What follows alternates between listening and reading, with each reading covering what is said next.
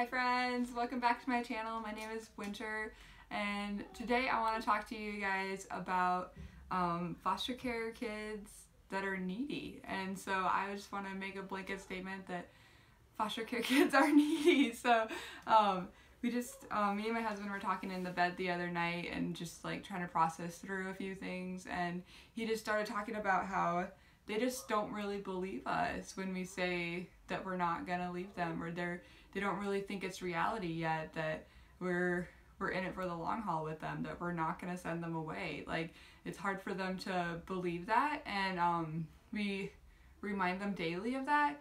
It's like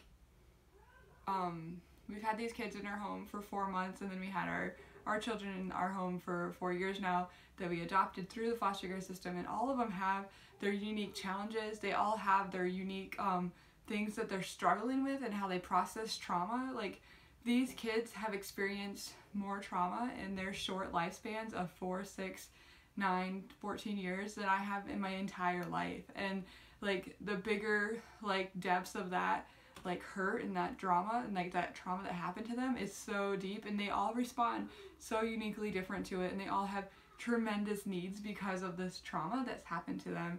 And like, we just have to always remind them, like, we're not gonna reject you, we're not gonna send you away. Some of our little ones, the new ones, they always say like, we miss this person, oh we miss that person, and these people were incredibly mean to them, but they still like love them, and they hold on to these people, and they don't know how to process the loss of these people that they will probably never see ever again. And maybe when they're older they might see it, but at this point they won't see any of these people again that they miss. And it's hard to process some of those things. So I just want to go through some of the dark sides of foster care, some of the dark things that happen for these little guys and these little girls that are in foster care, that are really dark moments for them. Like I said, they miss the people that abuse them. They miss the people that hurt them really bad, and we have to constantly remind them, like, this is the new reality for you. Like, we're here and we love you, and we have to remind them, like, we're not gonna leave. We're not gonna just take off one day and leave you here and be alone. Sometimes, one time I was in the house, one of the kids was asleep, the other one was awake, and they were watching a movie, and I just snuck out of the house like real quick. Like, I didn't even sneak. I was like, went out and I watered a few plants and was checking around the garden just outside the house, and then I come back in and the child was in hysterics, like crying, like, I thought you left me, I thought you were gone forever. And I was like, just had to reassure them, like, I'm never gonna leave you. Like, as far as it depends on me, I'm gonna be here for you, and I'm not gonna reject you.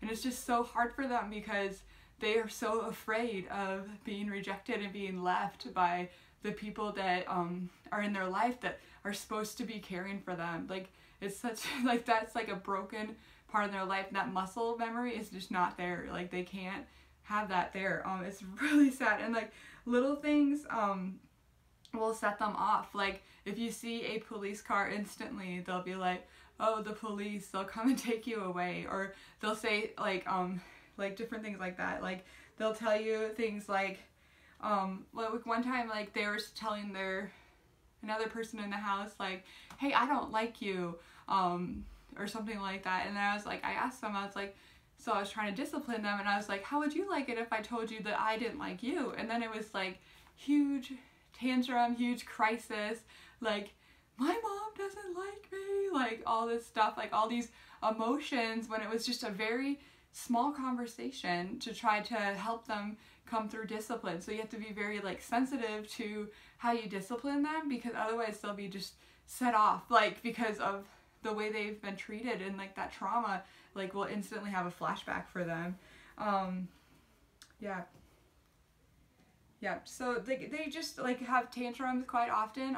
One of our foster kids has like fits of tantrum where they say they want to kill themselves and they want to die, and they're super young. Like, that's not ever anything you want to see a child go through. And one time this is like the second time it happened, and Chad just went in there and just started telling him about his life and about his family. And like he said, sometimes stuff happens, like his family had divorced when he was little, and then like that child started to identify with Chad and felt bad for him and started crying for him. He's like, I'm sorry that happened to you, like, and he just like realized that like other people experience trauma, and like he came off the ledge, so to speak. So you're always like talking to these kids and like trying to get them out of like, you know, this like hatred and like this anger that they have like about their past and like about what happened to them. Like they are just, sometimes they're just mad, or sometimes they're just like, they just get grumpy because of it,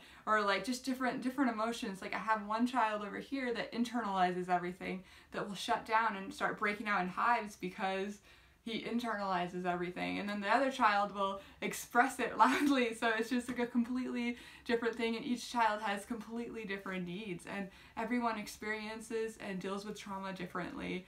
And honestly, it's pretty dark. It really is. It's like super frustrating to me. Yeah, so I just wanted to end this with like a scripture. I didn't want to share too much about like the kids and like some of their details, because I just like some of it's super personal. Yeah, it's just hard. It's really hard. One of our little guys actually this week started, like, we realized that they were like chewing on like their bed, and it's like a sensory thing, and then like biting on their nails, and I'm like, well, that's a whole new thing that I've never dealt with before. And like God brought me to this scripture this morning, and he just spoke it to me pretty loudly, and I think it has like directly to do with foster care and like what we do as foster parents. Like it's exactly what this is. So I'm going to read it to you. It's Matthew 25:35 through 40. It says, "For I was hungry and you gave me something to eat.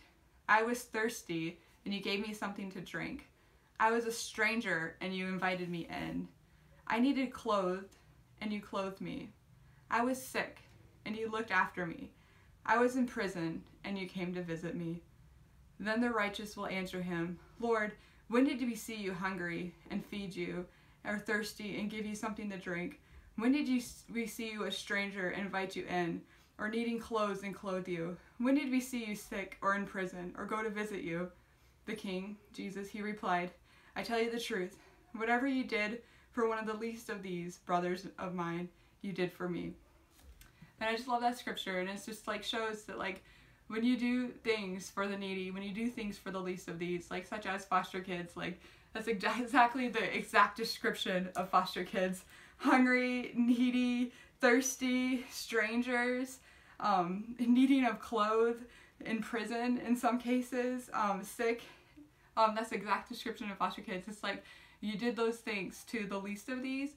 You're doing them right directly to Jesus, right directly to God, and he just like looks at as like a worship to him, like an act of like, you cared for me when you cared for these kids, and you are doing exactly what you need to be doing. So I just want to encourage foster parents out there, or like adoptive parents out there, like you're doing an amazing job. It's like, it's not easy. There's a whole different like tactic and situation when you are like taking care of foster kids or other people's kids that aren't your own, like then it is like your own biological kids. There's just a whole different dynamic there, and a whole different issues that you have to deal with.